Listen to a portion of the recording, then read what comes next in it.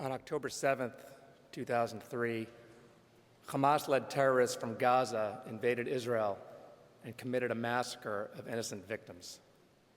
The terrorists murdered more than 1,200 people in cold blood, kidnapped more than 250, and tortured countless others as they ravaged and destroyed Jewish communities across southern Israel. Even amid stories of incredible bravery and heroism by Israelis who risked their lives to save others, the attack has seared into the minds of the Jewish community images of depravity and devastation. Families have been shattered. Survivors have indelible and permanent scars. There is no end to the need for help.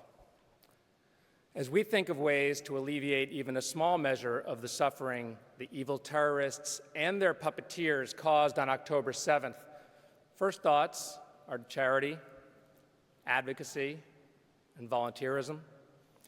Those are all essential.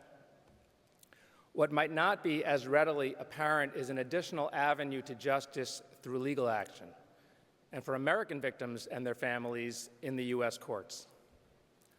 Last July, ADL and my firm, Kroll & Mooring, filed a lawsuit in federal district court in Washington, D.C. on behalf of 180 October 7th victims and family members against Iran, Syria, and North Korea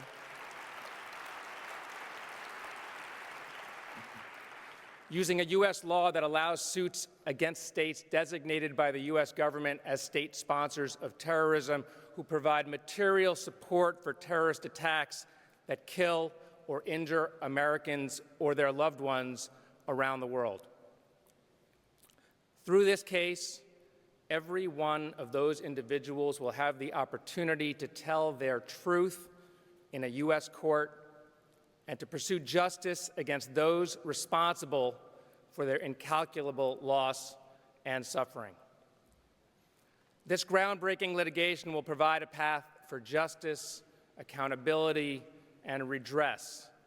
It will also allow the victims of these horrifying crimes to establish a true historical account of October 7th and to expose the people, organizations, and nations responsible.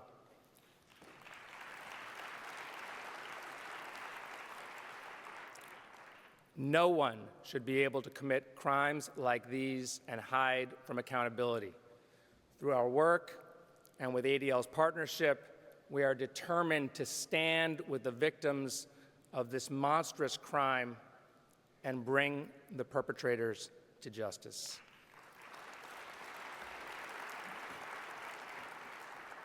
Please take a look.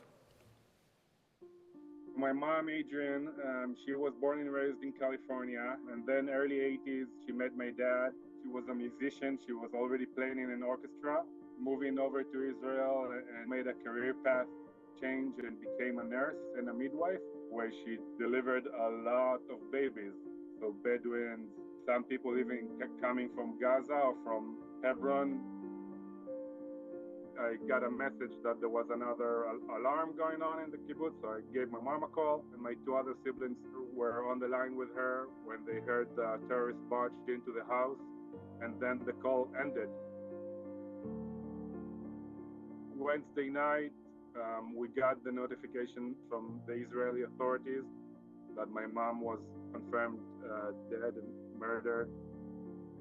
The relatives of dozens of victims killed in the October 7th attacks in Israel launching a landmark lawsuit.